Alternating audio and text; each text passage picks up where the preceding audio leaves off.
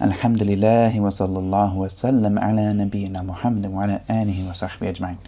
So inshallah today we'll pick up where we left off. And then in the last class we started talking about the transactions. And so we talked about the basic different types of transactions that we have in buying and selling.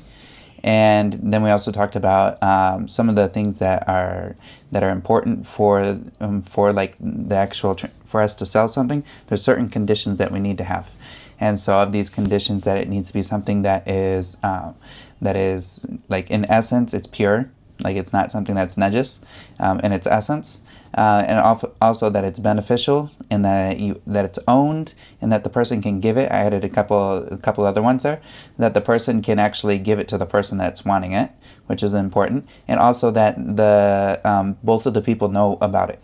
And so today we're going to talk about and so some of the other types of impermissible transactions, and of course the biggest of them is going to be riba. And riba in Arabic, the word riba means ziyada, or it means like growth, or like something that's extra and that's more.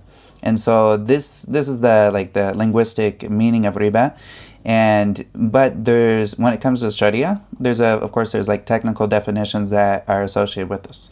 And there's two main types of riba. There's and this is also important because a lot of times riba gets translated into interest. And interest is one half of riba. Like this is a type of riba, but it's not the whole story of riba. Riba has more than just talking about interest that goes into it. There's also a riba that has to do with when we're doing transactions back and forth with somebody, that a riba comes into this. So like translating riba as interest, this is one type. And the type that the author is going to talk about today is not that type of riba, like the interest. He's actually going to talk about the buying and selling transactions, when it's permissible to buy and sell with certain things that are similar types, and how that needs to be done. And so the type of riba, just because I don't think he's going to go over it, so I'll mention it. The type of riba that's mentioned in the Quran, and that's also the type that has like the strongest, or like some of the strongest a hadith and showing the punishment of the people that do this. And this is the riba that has to do with interest, as we would call interest. And this, of course, it's of the kaba'ir. Like this is a kabira of the kaba'ir, which is of the greatest sins. And of the hadiths that the Prophet ﷺ, he talks about that for someone to fornicate with his mother is less than him to do riba. This is just showing the severity of riba. And this riba, which is called an-nasi'a, and this is a type of this riba where the Arabs, they would come back and forth with each other, and so they would take a loan from somebody, and when it was time for them to pay their loan, they had a certain time, they'd set the time, they would say, give me more time and I'll give you more money. And so it was kind of, give me more time and I'll give you more money. And so they would do this, and then they would just keep delaying it and adding more money onto the amount, and delaying it and adding more money onto the amount, delaying it, adding more money onto the amount. And so this is that type of riba, which is it would be like an-nasi'a, or it would be the riba al-qard, which is like that happens with qard, which is like a loan that someone would have. And so the essence with loans, and we'll talk about this in the future a little bit, but the essence with loans is that whatever you give, the loan in and of itself is an act of, it's kind of an act of charity, and it also is something that is good for someone to do. And someone that gives a loan to somebody else, they're actually doing something that's good for them, because they're allowing them to use money, and then this person can pay them back afterwards. Of course, this is a helpful act, but for them to add any extra money in repayment, or ask for any money in return for them doing this service of giving them money, this is not allowed. And as far as like late payments, this is an issue. I touched a little bit on it in the last class. And late payments cannot be attached to the actual, it can't be attached with a percentage to the actual amount that is owed.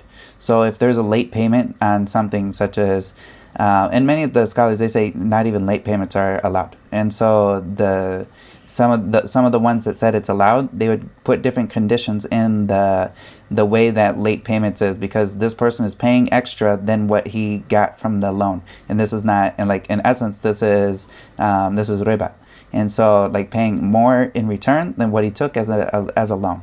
And so some of the scholars, they would say, okay, the person is, if he has a late payment, this is like a penalty to make sure he doesn't do this. But that penalty doesn't go to, like some of the Islamic banks. They'll say, we don't take this penalty for ourselves. We send this off to a third party that goes into charity.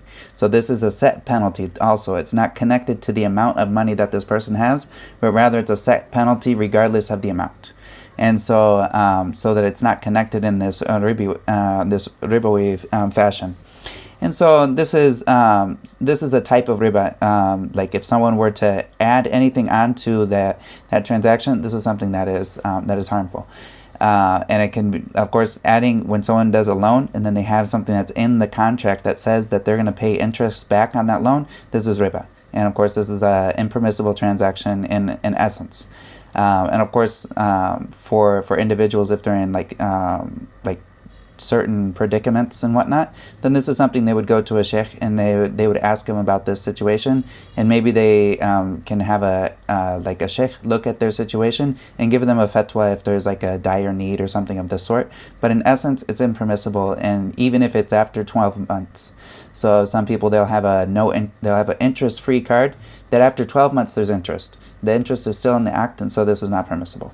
And this is the view of like that it's not permissible, this act, except in like dire needs. And this is because the dire needs, they will make certain things permissible that are in essence not permissible. And this is, of course, you go back to scholars to see when that is a dire need. It's not for us to make those judgments, or for a layperson to make these judgments for himself, but he needs to go back to the people of knowledge to do that. Wallahu ta'ala a'lam. And so this is one type of riba, which is the adding of, when it comes to actual loans, which is called dains. In Arabic, it'd be like a dain, which is paying back. And so the other type is what the author is going to go into here. And so he has this chapter, and the author, he doesn't actually give the chapter title Riba, but this is what a lot of the other people that write the books, or they write the commentaries on the books, they'll put the chapter title, because this is what most of what this chapter has to do. And so he's going to talk about certain characteristics of this type of riba, which is the riba that happens in the buying and selling in and of itself. So he says, فَصْلٌ وَالرِّبَا فِي الذَّهَبِ وَالْفِضَّةِ وَالْمَطْعُومَاتِ. And so he says, riba is something that occurs in gold and silver, which he says in gold and silver, and also in foodstuffs, so like things that are eaten.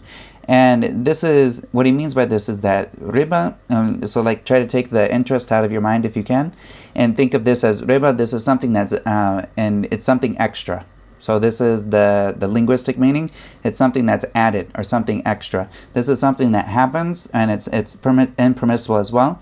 This is something that happens in gold, in silver, and also in matomat. So like this concept of riba, it runs in all of these things, in these three things. And so an example of this is if somebody, he's going to talk about it here, and let's read what he says here. He says, وَلَا يَجُوزُ بَيْعُ الذَّهَبِ بِالذَّهَبِ وَلَا الْفِضَّةُ كَذَلِكَ إِلَّا مُمَاثِلَةً نَقْدًا. And so he says, and that it's not permissible for someone to sell gold with gold, or silver with silver, except that.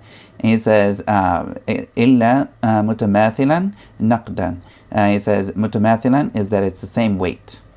And that's also naqdan, which means that it's in a completed transaction, like it happened now and it's finished. It has to happen right there. And there's also an extra, there's an extra condition, is that the person actually takes it into hands. It needs to be like a hand-to-hand transaction. He needs to have taken it and did the exchange right there and then. And so this is because this concept of riba, there's riba associated in dhahab, and there's also riba if someone's going to sell dhahab for something else in dhahab, like this is the gold for gold. And so like if he's going to sell gold for gold, then he needs to make sure that it's the exact same weight. So if he's trading gold for gold, even if this is a gold coin or this is a gold bar, and this is a fancy silver or fancy gold necklace, and so he's buying a fancy gold necklace. Of course, like the work that goes into gold necklace, that's something, it holds value. It holds this is something, it holds value and it holds worth. And of course, if you're gonna be buying a bar of gold, or you're gonna be buying a fancy necklace at the same weight, this is gonna be a different price, in general. But if someone is buying that gold with gold, even if it's a different form, it has to be the exact same weight. So if someone was to do this transaction, how would they do it? They would use a different currency. They wouldn't use gold to buy this. They'd either use like dollars is fine, or silver. They can buy it in silver, and then this is a different currency, and they choose whatever price they want. It doesn't have to be the same weight. But if it is dhahab, then it needs to be the exact same, or if it's gold, it needs to be exact same weight that goes from gold to gold. There's no changing. And the same thing like this, he says also is the same thing like this is silver. Silver to silver is the same thing. And the reasoning behind this is that this is currency. And so that's how I translated it here. Is like that this, that's gold or silver, I've translated as i.e. currency and foodstuffs. And so this currency, it's the same thing. So if someone's trading say you have like a old coin collection of American, like you have old American nickels. And so you have like old nickels or old dimes from way back when. And this dime, like if you were to put it up on like eBay or something, maybe it'd sell for like $100 or like maybe $1,000, $10,000. I don't know. But like if it was to be, this dime was going to be much, like its worth is much more than 10 cents, like what we would buy in the store. So in this case, you wouldn't buy this dime with American currency, because if you were to buy it with American currency, this is the same currency that is different in type. So you'd have to get a different currency to pay for this. So maybe you transfer your money into euros and you buy this in euros, no problem. Or you buy it in gold, no problem. Buy it in anything else, trade with anything else, but if it's the same type of currency, then you need to have the same weight, and it needs to be the exact same, we're using weight here because this is it, but if it's dollars or cents, it needs to be the same amount. There can't be any difference in that. And it also needs to be something that happens in a finished transaction. So I can't say I'm going to pay you back later. No, you have to pay it right away. So if it's going to be the same weight, or like if you're doing gold for gold, then it needs to be something that is exact same weight, and it also needs to be now. It's a done deal. At the end of this, it's completed, and that it's not something I'm going to pay you back part of it. I got some of it now, but I'm going to pay you back the rest later. No, it all has to be done at right now, and each one of them has to take this. And of course, this is from what the Prophet sallallahu alaihi wasallam, he said, "Al-dhahab bi-dhahab." الذهب بالذهب وزنا بوزن مثلا بمثل. And so he says that the gold is with gold. And then he says, and that this is the weight with weight, like the weight with the same weight, at the same مثلا بمثل, that it's the same, like that there's no difference between this. والفضة بالفضة وزنا بوزن مثلا بمثل فمن زاد أو استزاد فهو ربا. And so he says, whoever does more or adds anything or tries to get more on this, then this is riba. And so this is important for someone to understand that. And also in another narration of this is that the Prophet ﷺ said, yadan biyad, that it's hand to hand. Like this transaction happens hand to hand, that it happens and it's completely done. And so this is important that this happens in this way, because these things have riba in them. It doesn't mean that these things are haram to do. No. In this matter, like the fact that riba is in it is the fact that there's certain conditions that must be adhered to when doing transactions with the same currency. So you have gold and gold, it's the same thing. It needs to have these certain extra conditions when you're trading one for another. And so the same thing with silver, and the same thing also with any of the currencies that we have, dollars, euros, all of these. If it's a dollar and then it's with other dollars, say someone's getting change, you can't pay extra person. So someone wants to he wants to get a bunch of, say he has a bunch of $100 bills and needs change because he's a salesman, and so he needs to break down the bills. So if he went to the bank and said, oh, I want to get change, and they said, okay, but we're going to take $5 for you to give you this change that you want. This is not permissible because they're taking something without it, and this is the same amount. But if they were to say there's a service charge of of something else, like isn't dollars that they're taking from this, then this is something else. But if they're doing the same currency, they can't add anything. It needs to all to be the exact same amount. And it needs to be done right away. It can't be something that's going to pay you back later, some of it and whatnot. But it all needs to be done at that same time. And so then the next thing that the author goes into. So this is if it's the same currency with the same currency, that's the trading. And I told you about the way around it is if someone's wanting to buy a fancy necklace and they have gold that they're trying to buy that fancy necklace, that gold necklace with, then they would just use something else. They wouldn't use gold because that wouldn't be it wouldn't be fair for the person who put all that time and effort into it. So he would pay something else, and then they would set the price according to its worth. And this is the same for silver and for dollars and whatnot. And so the next thing he goes into, he says, وَلَا بَيْعُ مَا بِتَاعَ and he says, وَلَا بَيْعُ مَا بِتَاعَهُ حَتَّى يَقْبِضَهُ.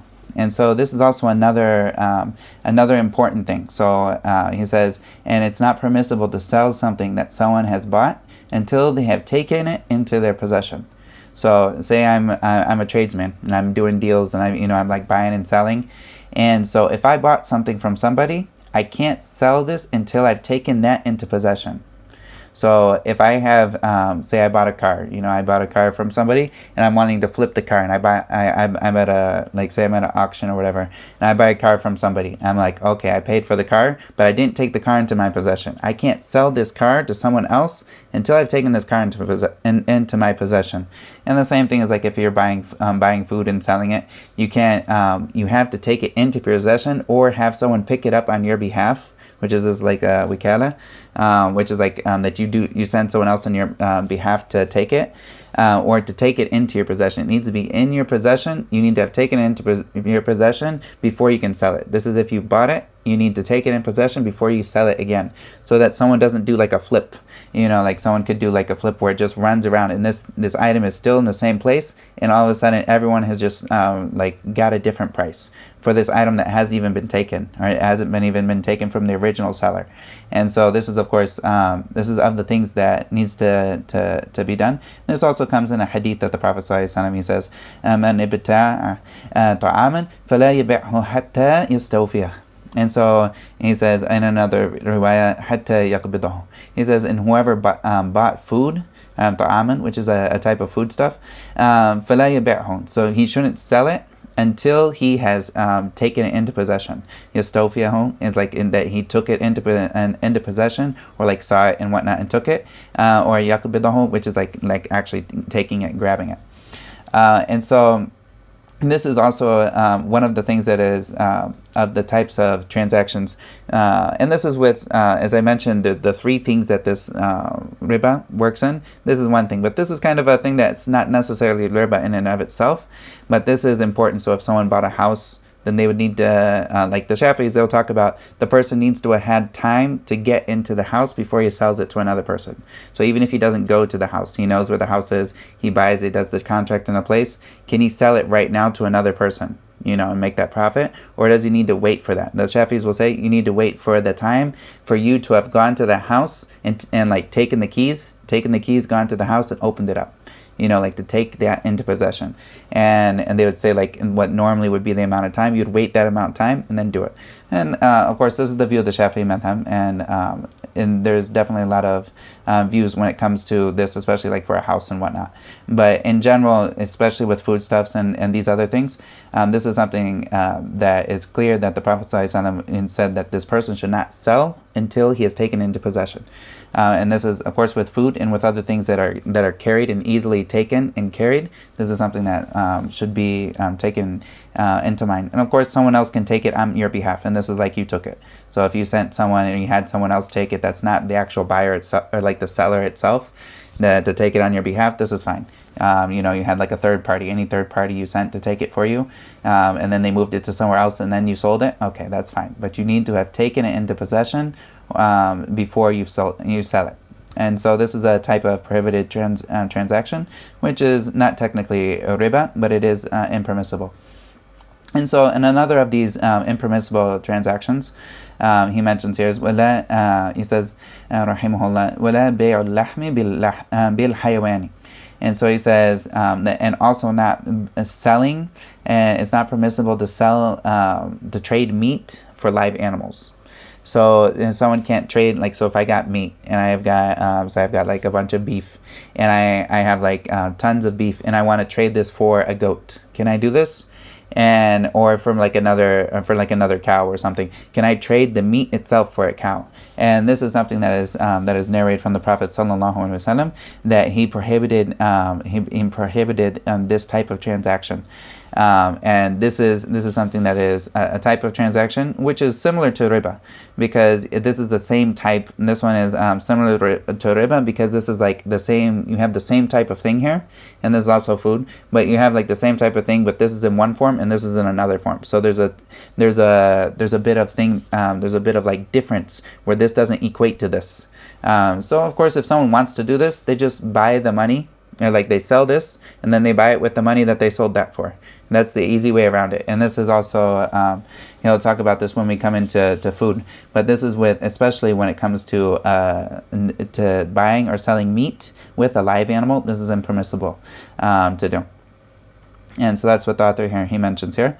And also he says, وَيَجُوزُ بَيْعُ الذَّهَبِ بِالْفِضَّةِ مُتَفَاضِلًا نَقْدًا. And so he says here, and it's permissible, and he says it's permissible to trade gold for silver at different weights, if it is done in a completed transaction. So, and this is whatever the person wants to do, like at whatever price he wants to do. It doesn't have to be at a certain price. And this is what you would call in the transactions, they call it sarf. Sarf, which is changing. So like exchanging money or a currency exchange, this is something that it's permissible to do. And you can do it at different rates, like whatever rate you agree upon with the person that you're with, you all agree on the rate that you want to change it at, and then you change it, and this is totally fine. But the conditions for this, there are conditions for it. And the conditions for this is that it needs to be right away. Like it needs to be a completed transaction. There can't be any waiting on who's gonna, I'm gonna do this tomorrow, I'm gonna pay you back tomorrow. No, everything has to happen. The transaction has to be done in that sitting, and it needs to be done in that sitting, completed, and there's nothing left from either side of the transactions where someone owes someone else something else, but rather the whole transaction happened right away. So if I want to change, say I want to change dollars for some type of like British pounds or something, I agree with this person. But if I'm going to give him the dollars and I want him to give me the British pounds, he needs to give me the pounds right away. I can't say, I'm going to give you the dollars now and you give me the pounds later. No, it has to be right now. So if we're going to do this at that back and forth, then it needs to be at the exact same time that and the same sitting, and that we give each other the things, and then it's a completed transaction. And it also needs to be taken into possession as well. Like the person actually needs to take it, and the person needs to take it for that transaction to be done. Because these types of transactions, there's a riba that runs in these things, such as like currencies. There's riba that runs in it, so it needs to be done in a certain way with these certain conditions.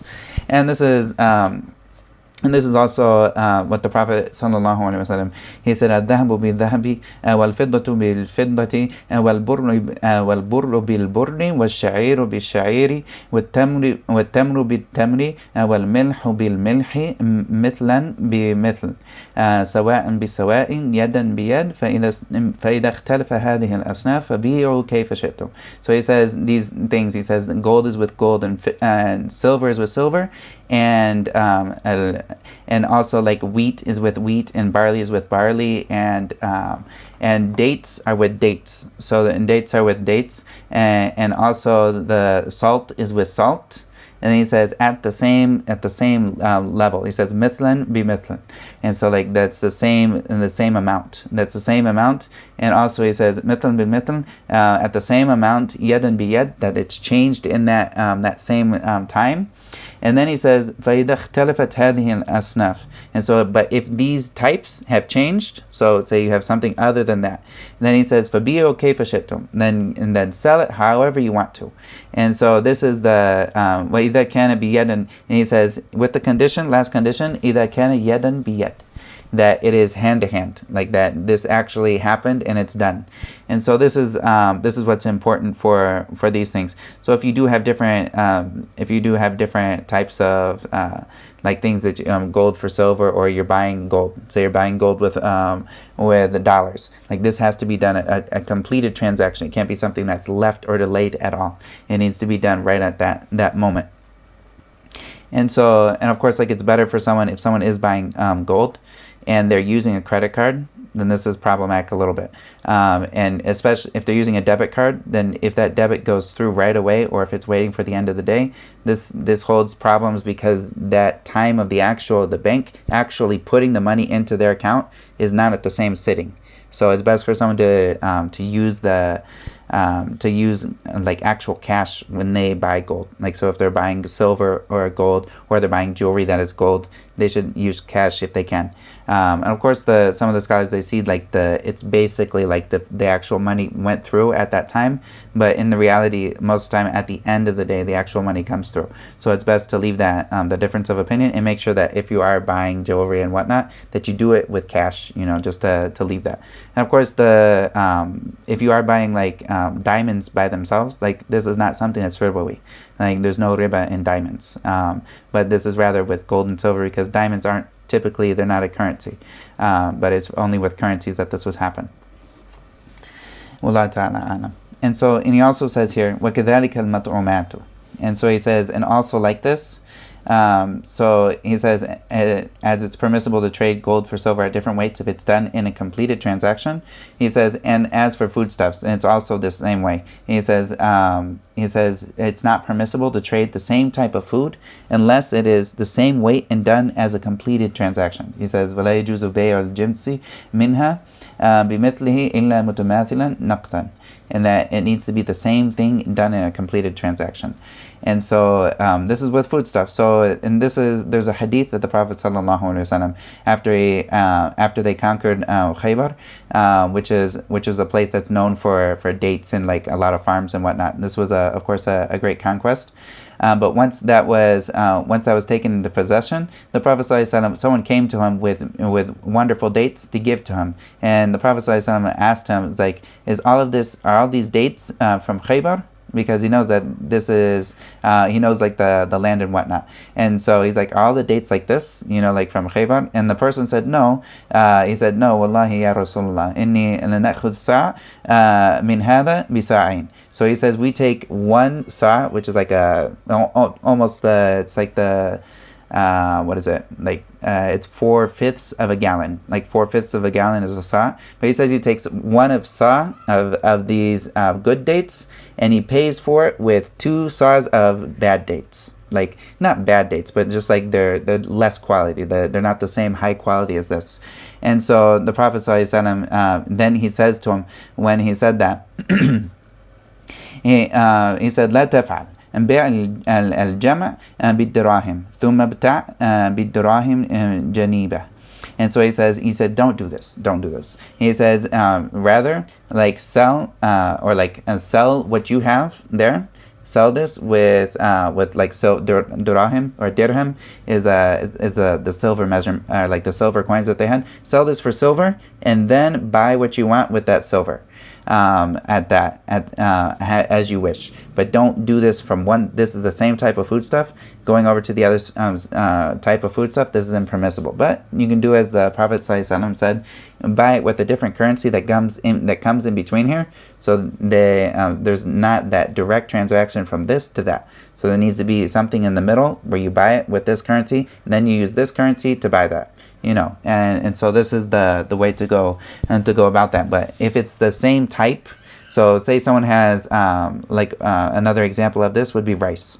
So not all rice is the same worth. Some rice is like short grain rice and it's kind of cheaper. Then there's like fancy basmati rice, or like there's different types of rice, and all of these have different prices. So for someone to say, I'm going to sell this rice, I'm going to sell like 4 pounds of this rice for to get 3 pounds of that fancier rice. This is impermissible. He needs to sell this at money, like with something in between, like some type of money, and then he can buy with that money whatever he wants from that at whatever rate, and they agree on. And so, but there needs to be something in between. And this is the way that he says this. And if it is the same type, then it has to be the exact same weight. So if it's something that's normally measured in weight, then it needs to be the same weight. Or if it's something that's normally measured in volume, then it needs to be the same volume. And this is with anything that is of the foodstuffs that he mentions here, matrumat. And if you remember the hadith I mentioned before, first the Prophet sallallahu alaihi wasallam, he said gold with gold, silver with silver, and then he went and he listed a bunch of things from like wheat with wheat, barley with barley, also like dates with dates, and also salt with salt. And all of these things, they have like this common, what's the common denominator between all of this is that it's food. And so these things that are food that are normally stored, all of these things that are food that are normally stored, they have riba that runs through them, and so they need to always make sure that they go through this careful. If they're ever being traded for the same type, then they need to be at the same weight and volume, or like the weight or volume, regardless. Taking into consideration the aida, or like the customs that it would be taken into consideration at that time. Wallahu ta'ala a'lam. And so this is the one, and the next thing that he talks about for foodstuffs, that it needs to be the same weight and also done as a completed transaction. So like if he's doing the same weight and the same type of completed thing, it needs to be at that time. So of course, doing it at a different time is something that would be contrary to the norm here. There are some exceptions that will come up, and we'll talk about it, inshallah. But this is the general concept here, and that if it's the same type or category of thing, like rice and rice, it all needs to be the exact same weight if it's going to be traded for one for the another. Even if it is a different quality and whatnot, that's not we're looking at the exact same weight or the same measurement that is normally taken into that. Such as like milk with milk. Like milk with milk, it needs to be exact same time. Or like it needs to be the exact same, like the volume for it would be the exact same if someone's going to trade this for that. And so, and then he says, وَيَجُوزُ بَيْعُ الْجِنْسِ مِنْهَا بِغَيْرِهِ مُتَفَاضِلًا نَقْدًا. And so he says, and it's permissible for someone to trade with a different type. And so it's permissible for someone to trade one type of food for another type at different weights if it is done as a completed transaction. And so this is the thing, it's permissible if it's done as a completed transaction to do one type of food for another. So if I'm going to trade wheat for barley, I can choose whatever weight I want, for that, and we can trade at whatever thing that is, or rice for like dates. If I want to trade rice for dates, I can choose whatever it is, but it needs to be done at that time. Like it needs to be a completed transaction. It can't be something I'm going to tell you, I'm going to pay you so many dates later. No, but it needs to be done right now, at that time. And that's the thing. But it can be at a different, like the weight, it can be different and whatnot. There's no problem with that.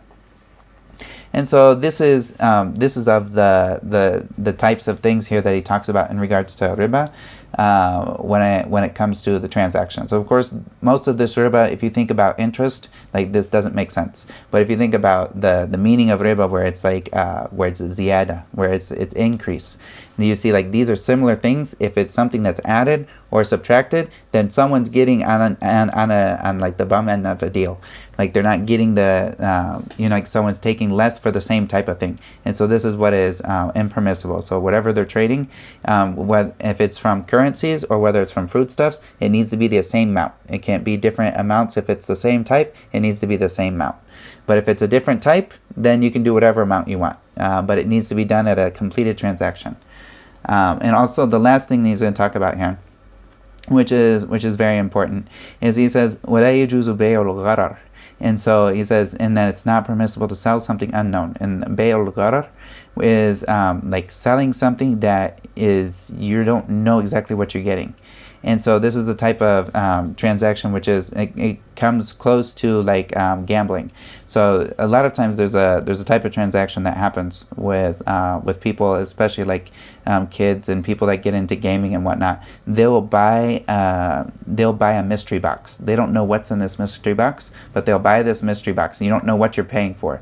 It's not permissible. Like you need to know what you're buying. So like one of it is that you need to see what you're buying. So if I'm gonna buy something, I need to have actually seen this thing before when I take it into like my possession. And like the Shafi'i madhab, they're very clear about like the person needs to see the object itself. And so they'll even talk about like, so if you're buying a book, you need to have looked at the papers themselves to make sure that the papers are as they should be. Like there's no mixing pages or in there or something. Of course, some of these details can be very hard for a person to like actualize. But in general, like generally speaking, you need to know what you're paying for when you buy something, and you can't be buying something that's unknown to you, or like some unknown product. Like you're buying something you don't know what it is, you don't know what's in the bottle, or you can't even see what's in the bottle, or it's something that is that's not even, you haven't even viewed what it is yet, and you don't know what exactly it's going to do. So like buying something that's unknown is not permissible. So like some kids, they'll try to buy these mystery boxes in the games and whatnot, and they don't know what they're going to get. They do it, maybe they get like an iron fork, and they were hoping for like this magic sword or something, looking at something totally out there, but like they put in money for this thing that they don't know what they're going to get. This is gambling. And so this is very important that someone is mindful when they're buying things, that they know what are they buying, and also if they're selling it, they make sure that person knows what they're selling, and like that person knows what they're getting when they're buying it. And we'll talk about so there's different types of buying. Of the types that we talked about before, is that they're buying actual objects. That's like a particular object that you're selling. So it's like something muayyan, which you would say muayyan or ayn, is something that is an actual object that is here. That's like a particular object. It's not just any. So if I'm selling an iPhone, I'm not selling any iPhone. I'm selling my iPhone that I've had with me with this serial number and everything. But if I was selling something as opposed to like I was saying, okay, you want to order from me an iPhone and with these characteristics, any iPhone that comes that meets the characteristics there, that's then this is fine. But if it's an actual iPhone, this is something that like it needs to be detailed. What is the state of the iPhone? Does it work and whatnot? And it can't be something that's just a iPhone. I have an iPhone with me. You're buying it, and it's going to be this much. I don't know what type of iPhone is it, and whatnot. So like all of these things, we need to have. We need to be very clear about these things whenever we're selling, to make sure that the worth of it is known, and any of the characteristics of this thing that would affect its worth are known and are very clear and upfront with this person before he does the transaction for this transaction. And so this is very important. And the Prophet ﷺ, he said he prohibited this type of transaction, bay al-gharar, which is like this unknown kind of transaction where there's some type of unknown aspect to what someone is buying. And so this is the end of this chapter, which is talking about here. Like the chapter title I have here is Riba, but a better one would be like prohibited transactions, which sometimes you'll have that in that way. But one of the main concepts of this is Riba. And so, do you have any questions before we move on to the next chapter? And we'll talk about taking it back. Wa alaikum assalam wa rahmatullah. My only question is, would an ATM that charges a service fee, is that permissible? Because it's giving you the same money, right? Or it's giving you your money. Are you just paying for the service of convenience? Yeah, and so there's also a service, the service charge. If this service charge is connected to the amount of money, then that's an issue. But if it's just a blanket service charge, like if it's just a blanket, every time you use the credit card, that it's going to charge you, say, 30 cents per transaction, regardless of whether you pulled out $5 or regardless of whether you pulled out $20 or $2,000, it's going to be 30 cents, or whatever it is. That's no problem. But if it's connected to the amount of money that you're doing, this is problematic. Like a percentage? Yeah, if it's on a percentage, this is problematic. Of course, as far as like fatwas go, I'm not going to give you a fatwa, but that's the general like the thing. If it's just a service charge, because there's actual, like the person that actually puts the ATM there and keeps up the ATM and keeps the whole service that goes on with these banks and whatnot, they take money, and so if that's something that's actually like we look at the actual services, if this is like a service charge that is like reasonable for the service that they're providing, okay. but it needs to be separate than the actual money itself. Yeah, Wallahu ta'ala alam. Like it can't be based on a percentage. Yeah. Oh, okay. You have another question? No, that's it. All right, inshallah. So the next thing he goes into here is he's going to talk about taking it back. And so the taking it back is, of course, if someone is getting something, can they go back on their purchase? And this is what we're going to talk about. Can they go back on it? And what are the conditions for that? And how long can that be? And so the author here, Abu Shujaa, rahimahullah, he says, "Faslun, wal mutabayi'ani and bil khiyari ma lam yatafarraqa." And so he says that the buyer and sellers, they have the choice to go back on the sale as long as they don't leave each other. And so this is of course he takes this from the hadith of the Prophet sallallahu alaihi wasallam, and that Abdullah ibn Umar radiyallahu anhuma, he narrates from the Prophet sallallahu alaihi wasallam that he said, "Al-mutabayani kullu wahidin minhuma bil khiyari ala sahibihi ma lam yatafarraqa illa bay al khiyar." And so he says here that the two sellers, the buyer and sellers, each one of them are bil khiyar, and this is the word that will be mentioned in Arabic. It will be al khiyar, khiyar, which is like the choice. They have the choice to go back on it. Basically, is the meaning of that. From the other person, like they have the choice to go back from it, as long as they haven't departed from each other. So as long as they're still in the same sitting, they haven't left each other, then they still have the choice to go back on the sale. So you're sitting with this guy and you've been haggling him down on this car or whatever, and you finally decided on a price, and then you say, okay, yeah, we're going to go on it. And so you're still sitting with him, and then you gave him the money, and he gives you the keys to the car, and you're still with him. He says, no, I don't want to do it. No. He changes his mind. Okay, he can. That's his right. He's still in the same sitting. It's his right. But if he leaves, khalas, like the deal is done. Like there's nothing, unless he made a condition that, I have 3 days to choose. Unless he made this condition, then the deal is done. But if they're still in the same sitting, then they, as long as they're still together in the same place, then they have the condition, they have the ability to go back on that sale as long as they haven't left each other. And of course, that leaving, you look at the time and place. What does leaving look like in this situation? So, like if someone went to an office and they're assigning a contract for a certain car, like they're buying a car, them walking outside of that office is leaving. This is the leaving or separation, like them walking outside of the office or the building. This is like leaving that separation.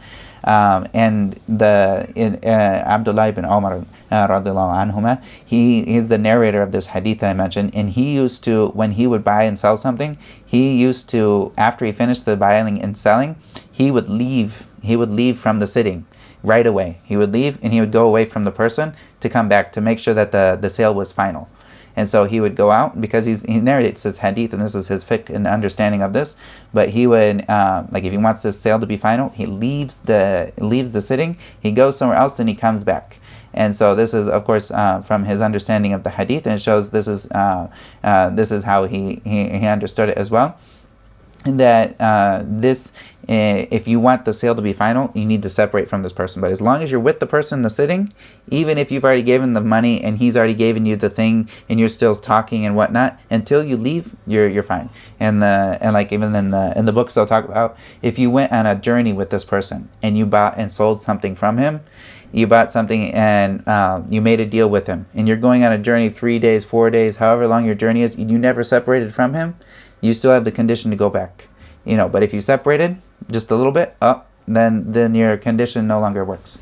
And the same thing like that is like if someone's doing like a phone call. So if someone's doing a transaction while they're doing a phone call, then while they're on the phone call, they can have this until they've ended the phone call. Then they have this condition of going back and forth. And I just recently asked my Sheikh Ahmed Rushdi about this condition. I was like, a lot of people they do like deals on the phone and whatnot. So what does that look like for them? And he says when the phone call is finished, then this is what it would be this would be the end of it. So this would take the condition for him to go back on the deal. And so this is the first thing that he talks about. This is what you would call al-khiyar, which is going back on the deal. It's like, or like not going through with it. And so the next thing that he goes into is he says, وَلَهُمَا أَنْ يَشْتَرِطَ الْخِيَارَ إِلَى ثَلَاثَةِ أَيَّامٍ. And so he says, and and they're allowed to. He says it's permissible for them to make the choice to go back on it, like on the sale agreement for up to 3 days. And so this is, I'm back on it, and there it is. And so just to go back on it, they can go back on it on the sale agreement for up to 3 days, and they have these 3 days that they can do. And if they don't do the if they try to do more than 3 days, then it's no good. It can only go for 3 days. And so, but if they want to do just 2 days, that's fine. If they want to do 1 day, okay, that's fine. He says, I'll let you try it out for a day, and if you're happy, you can bring it back. And if you don't, if you're not happy, then you. Or if I don't know how I can get, say I have a car and whatnot, I want to sell it to a guy and I want it 3 days to see, can I actually get by without this car? Can I actually get by in public transportation? So I give the condition that I have 3 days to go back on this agreement, or 2 days or whatever.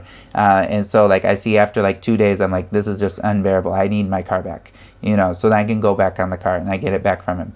And so this is a way, or the same thing him. And like if he thinks like this is just a bad car, or this I regret doing this decision. And it says right, if they made the condition at the beginning for up these 3 days. This is only 3 days, not 15 days, not 30 days, and whatnot. But this is like a 3 days, and this is both sides. So you have one side that it can either be from the seller.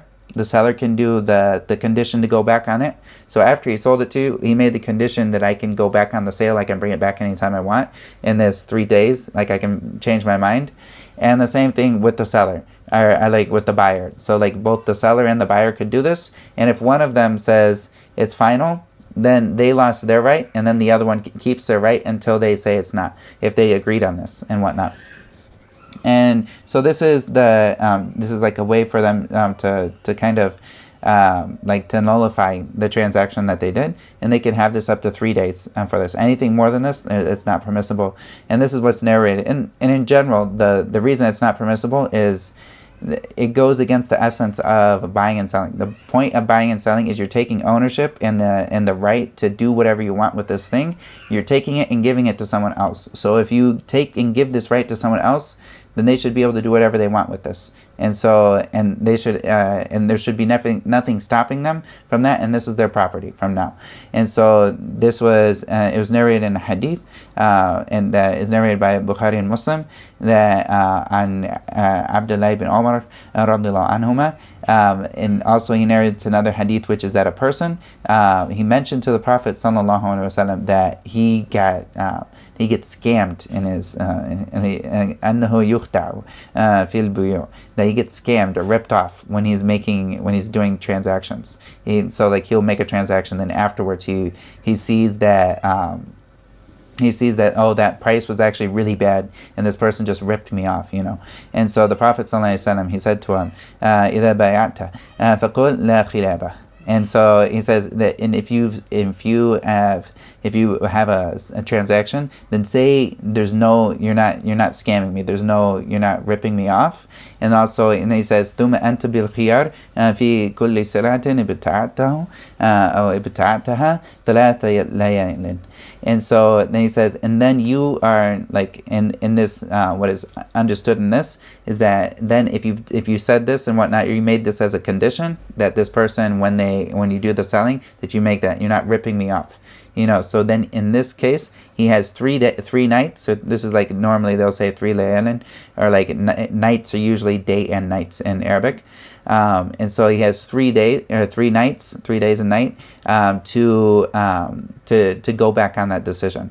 And so if he gets back and he sees this guy ripped me off and whatnot, then he can go back for 3 days and 3 nights. And since this is narrated as 3 days and 3 nights, we don't go anything over that in this narrated, because it goes against the basic principle of buying and selling which is that it never, all of the things go through and they're permanent. Any changes of ownership are permanent in general, without any other evidences. And this is the evidence that came, so this is limited only to what has come in this evidence, but it's not like expounded. And this is the view of the Shafi'i madhab here. And this is, so we can choose this up to 3 days. They can choose whether it's both sides or one side to go back on the transaction. And also the next thing is that he talks about is, what if there's a defect? He says, وَإِذَا وُجِدَ بِالْمَبِيعِ عَيْبٌ فَلِلْمُشْتَرِي رَدُّهُ. And so if there's a defect in the product, the buyer can return it. And so this is, of course, this is known in common culture. We have this, where we basically have a basic return policy that's normally there. That if this product that you get there's something wrong with the product, that normally this product would be free from this thing. So if you get something cheap from China and it's known that this product is going to break easily and it breaks, okay, you knew what you were buying. This is normal for that. But if you bought like a product and normally this product should last you a long time, but there was actually something wrong with it when you got it, or then at this point, like, this is something that that you have the right to return this item. But it's not, when you return this item, you need to return it right away. You can't wait on this return. You need to, like, for you to have this right, you need to return it right away. You can't like use it, like, say it's a car and there's a problem with it and whatnot. You can't like keep using it to go to work and back and forth and keep delaying it and then say, oh, there was something wrong with it afterwards. No, you need to return it right away. As soon as you know the problem is there, you go straight back to the person. Of course, like maybe like driving the car back to the person, okay, there's no problem with using it to get to him, inshallah, because there's a need for that. But normally, whenever you find that there's a problem with this thing and you're going to return it, you stop using it and you return it as fast as you can. And of course, like you pray, you eat, you do the normal things that you need to do in your day, but you take it, you go right away. You take all the need or like all the means to get to return this item to the person for this. And if someone's delaying this, then in this case they lose their right to do this. And so this is this is something that's very important to know when it comes to this. And of course, this is the rights of people, and while a lot of these things we'll talk about here, you won't find these in like the court of law, in like maybe in the same way. Maybe sometimes in like in America or in other judicial systems that aren't on the Sharia, you won't find this written in this way. But what you take for this for yourself is, this is your right, that your God-given right. And if someone else gives you another like God-given, or like if no one else gives you another God-given right, but like if someone else gives you they give you something extra other than that, this is your right that you're given from the Sharia, and for you to ask for something other than this is extra. That's from them going out of their way. And of course, when we deal with like judicial systems, it's never permissible for us to demand that someone gives us a right that isn't ours Islamically. So like in the Sharia, this is not my right for me to go to a judicial system and ask for the court of a kuffar to give me something that is not my right to have. I'm taking this person's wealth without due justice, and this is dhulm, and this is a serious matter. Especially like if this person knows that he doesn't have a right to this thing, then this is one thing. If he thinks that like this court of law gives him a right to someone else's property that goes against the Sharia, then this is like a form of kufr. If he thinks that the Sharia doesn't give him his right, but rather he's going to get his right from the kuffar, and that the Sharia won't give him his due right, that is actually his right. And this is a form of kufr because you're thinking that someone else has a better ruling than Allah. وَمَنْ أَحْكَمُ حُكْمًا لِقَوْمٍ لَا يَعْلَمُونَ or yuqinun. And so like then who is better when it comes to like a ruling than from Allah than from like these people that actually know.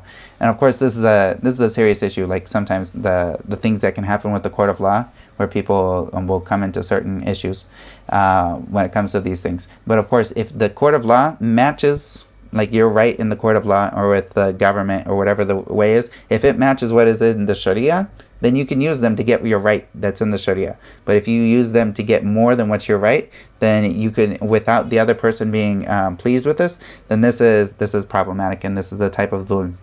And we seek Allah's refuge from that. And so this is the returning if there's a defect, and this is something that is okay to do. And there's not necessarily a time limit on that he mentions here, but it's normally like if there's a defect that would normally be known at that, then this is then it would be, of course, for the person, once they find the defect, then that's their time limit. They need to take it right away. But if the defect wasn't found like in a certain time, like say some people have like a 30-day return limit policy. It's like this isn't necessarily in the Sharia. Like the person, even if it was more than 30 days and it was something that normally like he wouldn't find until afterwards, but it was an actual defect that was there at the beginning of that time, and 30 days went past, it's still his right to go get his to return that product. And if somebody say they want to do they want to return something, and they don't have the, like, there's nothing wrong with the product. You know, like some of these people, they'll buy things at Costco, and they know that there's like a blanket, like they have their Costco membership, and they will always just take back the return. They have this return policy that's really easy, whatever.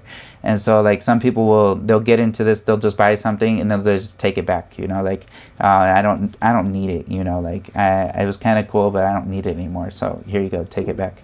You know, if this person wants to take back their product and they agree to this, then this is something they can do, but it's not that person's right to give it back to them. If they refuse it, this is okay. Of course, people are upon their conditions, as long as the conditions don't go against anything in the Quran, the Sunnah, or the Sharia, then this is, you know, people go with their conditions. But like the essence is that if somebody takes this back from after someone has gone through this transaction, if they want to go back on the transaction, they say, you know, I regret doing this, and the person can agree to him going back, but this is something they have to both agree to this. For that transaction to go back. And of course, it's like it's mustahab to help someone out when they're in a hardship or in this way, to go back. If you have like another brother that bought something, he's like, I want to take it back, you know. Like it's good to do that, but it's not like necessarily his right, unless it fell into one of these things, whether he had the khiyar or there was something actually wrong with the product. If there's nothing wrong with the product, then there's no right for him to take it back. Or like to give it back and to get his money back. There's no right for that. But if someone wants to go over and aboard, above and beyond with that, and give him, like, you know, say, okay, it's okay, I'll take it back, then that's from his goodness, but it's not upon him. So the last thing here we'll go into, which won't go too far into it, but he says here, وَلَا يَجُوزُ بَيْعُ الثَّمَرَةِ مُطْلَقًا إِلَّا بَعْدَ بُدُوِ صَلَاحِهَا. And so he says here, and it's not permissible to sell fruit before it has shown signs of ripeness. So this is important, or like the ripeness is like that it's actually usable, like this fruit is usable. When we're selling fruit, we need to make sure that the fruit has actually come into like goodness, like where this is actually a fruit that's decent before we sell it. And so if this fruit hasn't come ripe, like to ripeness, it's not like ripeness where you eat it, but it's ripeness as in that this is fruit that is worthy of being sold and has a worth, you know, and that will come, like it needs to show that it's gotten there. So if you have like something that hasn't even started like to bud, or like just little tiny little buds, but you don't even know what the promise of this fruit is going to be, then in this case you can't sell this. You can't sell this fruit until it has come to ripeness. And if it's still on the tree, this is something. But like it's best for, like, if someone wants to sell it when it's kind of early and whatnot, then they need to cut it. They need to cut that from the tree. And he says also, the last thing here, he says, وَلَا بَيْعُ مَا فِيهِ الرِّبَا بِجِنْسِهِ رَطْبًا إِلَّا اللَّبَنِ. And so he says also that it's not permissible for someone to sell something that is, I'm going to go back here, that it's not permissible for someone to sell fruit from something that carries riba while it's still fresh. So like trading fresh grapes for raisins. And also, and the reason for this, or like fresh grapes for even like fresh grapes. So like the reason for this is because when it actually, so if we're going to trade like, or the same thing like the fresh dates, you know, like they're called rutab. But if someone were to trade this for other things, this is going to be, if they were to put it into the final form, it's going to come into a different amount. So like this is because of this difference when it comes to these food transactions. This is actually going back to riba and whatnot. And then in this case, it's if this thing has riba in it and it's traded with the same type, then if it's wet, or like he says it's if it's like to carry well, it's still fresh. And he says rotban, which is like wet. That's what the word means in Arabic, but it means like something that is fresh. It's not like dried. And so he says, except for milk, because milk is normal. Like normally milk would be something that it carries the same amount. So if you were to trade this milk with this milk, it's fine that it's wet. It's no problem. There's no problem with that. But if it was something such as like grapes with other grapes, the difference in the raisins is going to be different, even if it's the same. Even if it's the same thing. So you want to wait until it was raisins to do this. And this is the view of the Shafi'i madhab when it comes to these types of things.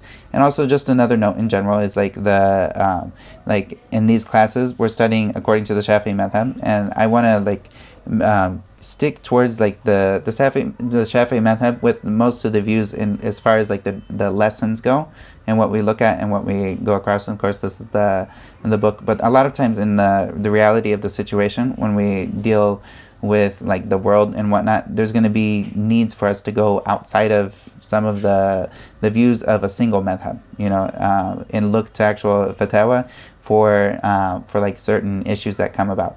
And of course, there's certain things in the Shafi'i madhab that are impossible for us to look at in a realistic situation, such as like if something was like one of these ribawi transactions, if one of these transactions that had riba in it happened, then what needs to be done now? The Shafi'is, they will say that the transaction that had riba in it, everyone gives back their money. Everyone gives their back money because this money is not their money, and this money, it's like this transaction didn't happen, and this person, this item belongs to that person, and this item goes back. So like all of these things, they go back. And so the Hanafis, they say this extra bit. So if they were doing like, say they were going like gold for gold, or like they had some type of riba in their transaction, they'd say this extra bit, this person needs to give it back. But the rest of the transaction is complete and it's sahih, like that that it's okay. The rest of this transaction is okay. It happened. It actually went through. As opposed to that extra, this needs to get given back to its owner. And so they have this difference, and the Hanafis, they have this difference in looking at it. They say the whole transaction isn't messed up, but rather it's just this part of the transaction. You fix this part, and the rest of it is fine. And so, of course, this is the only thing we can actually use in this day and out, because of the amount of transactions that already have happened. Nobody can realistically give back the money that has already been running through our hands. And like to say that all this money is not our money and it should be given back, that's impossible. And like the Hanafis, they actually, when it goes into transactions, they have a lot of really strong views, and like when it comes to a lot of these transactions. And this is just one of the views, but I mention this because some of the things we'll come across, we're studying as Shafi'is and we study it, but as your personal use, look for the fatwa that you get from the trusted, like the people around you that understand the actual times and place of what you're at, and this is what you act on for yourself. But of course, as a like a student, we study and we get to know these things. But of course, like understanding like riba is very important. Like a lot of these things they're clear cut that it's impermissible to do. But if it happens, then some of these things, if I were to stay into the madhab, it would be hard. It would create a very very strong difficulty in this on this subject. Wallahu ta'ala a'lam. فلذلك فادع واستقم كما أمرت ولا تتبع أهواءهم وقل آمنت بما أنزل الله من كتاب وأمرت لأعدل بينكم الله ربنا وربكم لنا أعمالنا ولكم أعمالكم لا حجة بيننا وبينكم الله يجمع بيننا وإليه المصير.